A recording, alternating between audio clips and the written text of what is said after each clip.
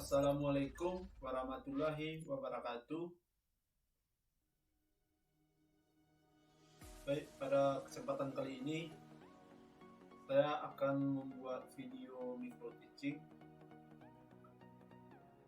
Sebelum saya membuat video tersebut, saya akan memperkenalkan diri terlebih dahulu. Perkenalkan, nama saya Febrianto Simbolon, NIM 190861133, jurusan Pendidikan Olahraga, Fakultas Ilmu Keolahragaan, Universitas Negeri Padang.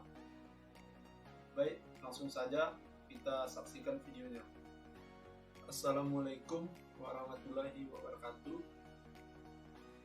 Selamat pagi peserta didik semuanya. Sebelum kita memulai pembelajaran pada hari ini, alangkah lebih baiknya kita berdoa terlebih dahulu. Berdoa mulai. Berdoa selesai. Baik, siswa-siswi semuanya, apa kabar? Oh, ada yang sakit. Siapa namanya yang sakit? Anto sama Juni.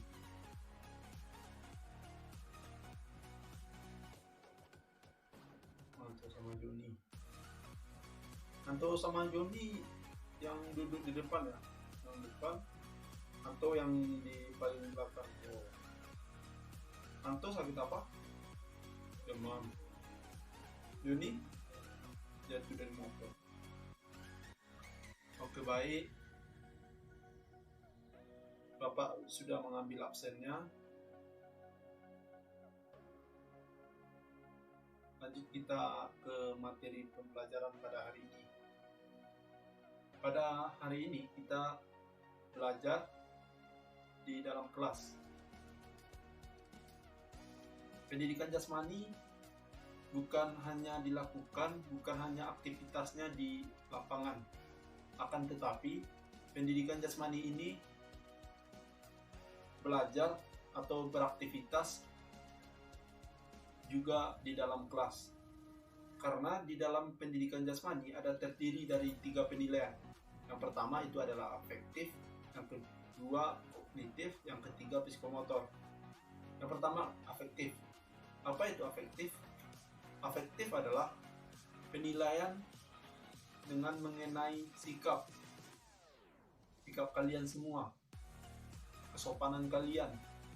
Itu yang dinilai di afektif, dan juga keaktifan kalian di saat proses pembelajaran. Yang kedua itu kognitif. Apa yang dinilai dari situ? Yang dinilai dari kognitif itu adalah pengetahuan. Sampai mana kalian mengetahui materi yang Bapak sampaikan. Nah, itulah yang dinilai dari kognitif ini. Penilaian kognitif ini. Yang ketiga itu adalah psikomotor. Itu adalah penilaian ke arah keterampilan, ke arah kemampuan kalian di saat praktek di lapangan.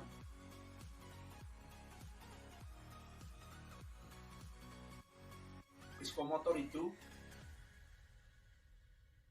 dalam arti apa yang kalian ketahui, apa yang ada di pikiran kalian, pengetahuan yang ada di pikiran kalian lakukan sesuai dengan apa yang kalian pikirkan, apa yang pengetahuan apa yang kalian miliki, itu kalian lakukan dengan baik. Nah, itulah penilaian psikomotor. Kalau sesuai kalian lakukan psikomotor kalian dengan kognitif kalian, itu nilai kalian plus.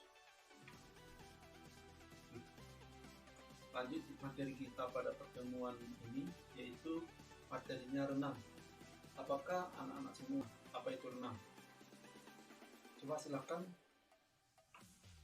Andi. Nah, itu sangat bagus itu. Ada yang tahu lagi, ada yang mau menyampaikan pendapatnya mengenai apa itu renang? Oh, tidak ada lagi. Baik, Bapak akan menjelaskan apa itu renang. Renang adalah, silakan diperhatikan ini ya. Renang adalah aktivitas yang dilakukan di dalam air. Renang mempunyai banyak manfaat. Oleh karena itu, renang ini sangat banyak peminatnya. Manfaat dari renang ini yaitu salah satunya adalah membuat jantung kita bagus, membuat jantung kita lebih baik, dan bisa juga membuat tubuh kita menjadi tinggi dan membuat tubuh kita berotot, dan juga membuat tubuh kita menjadi rileks. Itulah manfaat dari renang. Di dalam renang tersebut ada 4 macam gaya. Yang pertama itu gaya bebas, yang kedua gaya dada, yang ketiga gaya kupu-kupu, dan yang terakhir gaya punggung. Pada pertemuan kali ini kita membahas materinya terkait dengan gaya dada. Ada siswi yang tak tahu apa itu renang gaya dada. Silakan, Ando.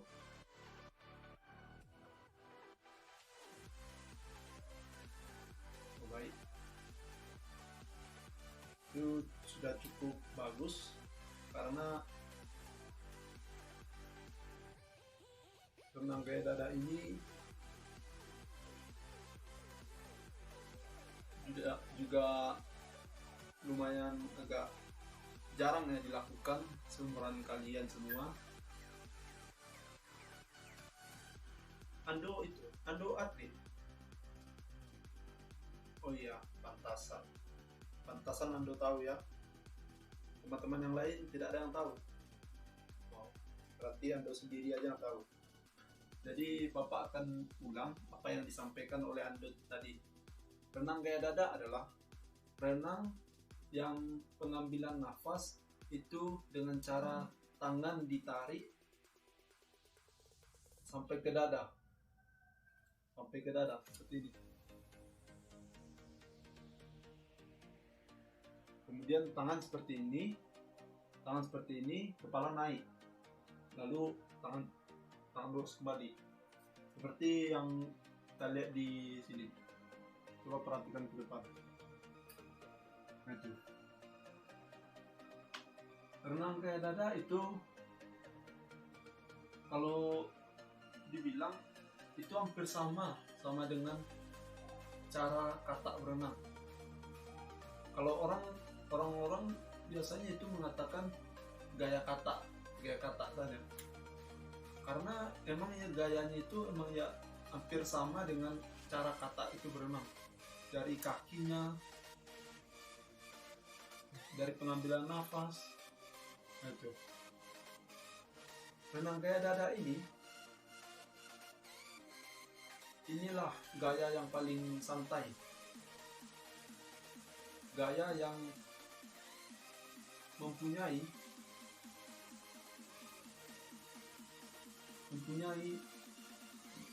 nafas kita menjadi panjang.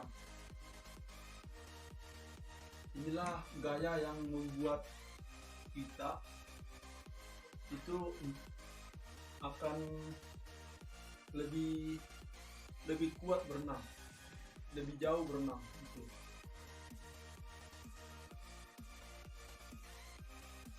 Dalam renang gaya dada itu kita mempelajari tahap demi tahap.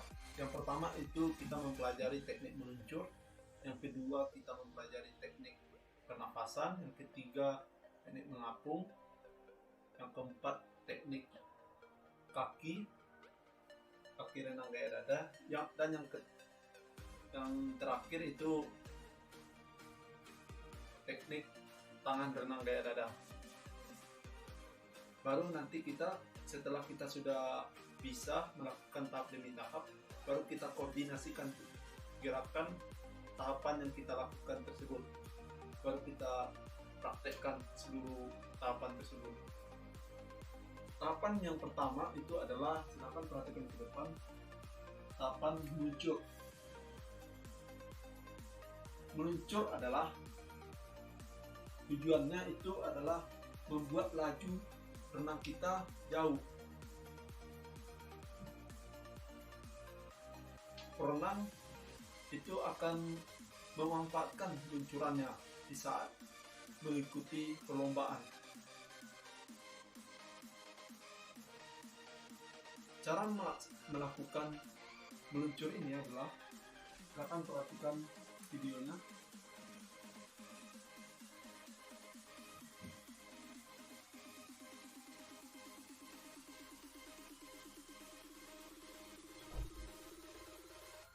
Caranya seperti yang di depan itu. Yang pertama, tangan dinaikkan ke atas dan satu kaki menempel di dinding, kaki yang terkuat. Kedua tangan tadi boleh seperti ini, boleh juga seperti ini, dempet. Boleh juga seperti ini, dempet. Dan boleh juga seperti ini, dinaikkan ke atas. Dan badan dicondongkan ke depan. Ini, badan dicondongkan ke depan. Kepala, pandangan itu melihat ke lantai. Kenapa? Karena apabila kita melihat ke depan, kepala kita ke depan melihatnya, itu akan menghambat laju jalan air. Oleh karena itu, kepala di saat melakukan luncuran itu ke bawah, melihat ke lantai. Yang kedua itu materi kita adalah teknik pernapasan, di mana teknik pernapasan ini sangat diperlukan dalam melakukan renang gaya dada. Bukan hanya renang gaya dada, akan tetapi semua gaya dalam renang itu membutuhkan teknik pernapasan. Teknik pernapasannya yaitu menghirup udara di atas permukaan air menggunakan mulut sepanjang-panjangnya dihirup, kemudian mengeluarkan di dalam air menggunakan hidung. Mengeluarkan nafas tersebut di dalam air, bukan langsung nafas yang kita hirup tersebut dikeluarkan seluruhnya. Akan tetapi kita mengeluarkan nafas tersebut tahap demi tahap, sedikit-sedikit. Tujuannya agar renang kita jauh. Kalau misalnya kita langsung mengeluarkan nafas yang kita hirup tersebut di dalam air secara menyeluruh, itu akan membuat kita capek. Makanya manajemen pernapasan itu sangat penting agar jarak kalian berenang itu jauh. Dan yang ketiga itu teknik mengapung. Teknik mengapung bukan seperti menggoyang-goyangkan tangan, menggerak-gerakkan kaki di tempat yang dalam, itu bukan.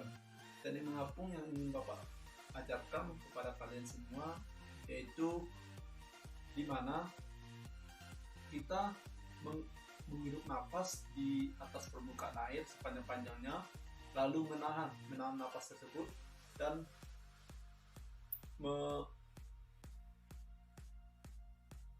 tidak melakukan gerakan sedikit pun di dalam air. Itulah yang namanya teknik mengapung. Kita tidak mengeluarkan nafas sedikit pun di dalam air tersebut dan tidak melakukan gerakan. Tujuannya agar kalian tidak tenggelam. Kalau misalnya kalian mengeluarkan nafas, keluar saja sedikit nafas tersebut, badan kalian akan terbenam, jatuh ke bawah. Akan tetapi kalau misalnya kalian menahan nafas, tidak melakukan gerakan, badan kalian akan mengambang. Tujuannya, misalkan kalau di renang gaya dada itu, kalau misalnya kita selesai melakukan luncuran, badan kita kan horizontal tuh, lurus. Jadi kalau misalnya kita Di sana juga dapat dimanfaatkan teknik mengapung ini, dimana agar kita mengambang lurus, kita bisa menahan nafas, rileks saja, tidak melakukan gerakan sedikit pun. Akan tetapi kalau misalnya kita mengeluarkan nafas, itu badan kita akan jatuh ke bawah. Itulah pentingnya teknik mengapung di renang gaya dada. Yang keempat itu teknik kaki renang gaya dada, di mana teknik kaki dalam renang gaya dada itu tekniknya seperti yang di depan. Ya, tolong perhatikan di belakang. Itulah teknik kaki renang gaya dada, di mana gerakannya itu ditarik, kaki ditarik, lalu melakukan tolakan ke belakang. Setelah melakukan tolakan, punggung bengkok, punggung kita bengkok agar punggung kaki kan seperti ini tadi. Pas kita menolak, punggung kaki kan seperti ini. Nah, setelah kita melakukan tolakan, punggung kita seperti ini, kita ginikan kaki, bengkokkan. Tujuannya agar tidak menghambat laju jalannya air. Kalau misalnya kaki kita tetap seperti ini, kita melakukan tolakan seperti ini, kaki kita juga seperti ini, itu akan menghambat laju jalannya air. Karena itu kaki usahakan seperti ini, langsung bengkok. Setelah melakukan tolakan langsung bengkok.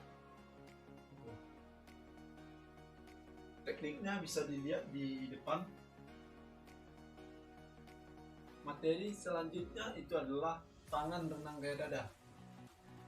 Teknik tangan ini tujuannya untuk mengangkat kepala ke atas, untuk mengambil nafas. Itulah gunanya teknik tangan dalam renang gaya dada, untuk mengangkat kepala ke atas. Itu tekniknya bisa diperhatikan di depan ya. Nah,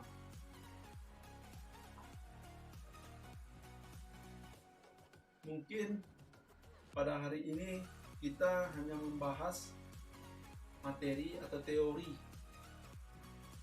tentang renang gaya dada.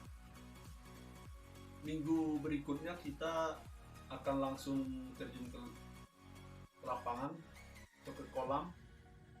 Silakan anak-anak semua bawa pakaian renang. Untuk pakaian yang cowok itu kalau bisa pakaiannya tertutup, kalau bisa pakai manset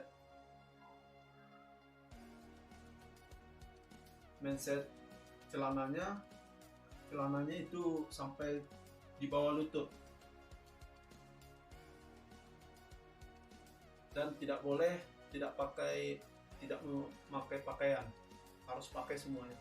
Dan begitu juga yang putri tidak boleh memakai pakaian yang ketat.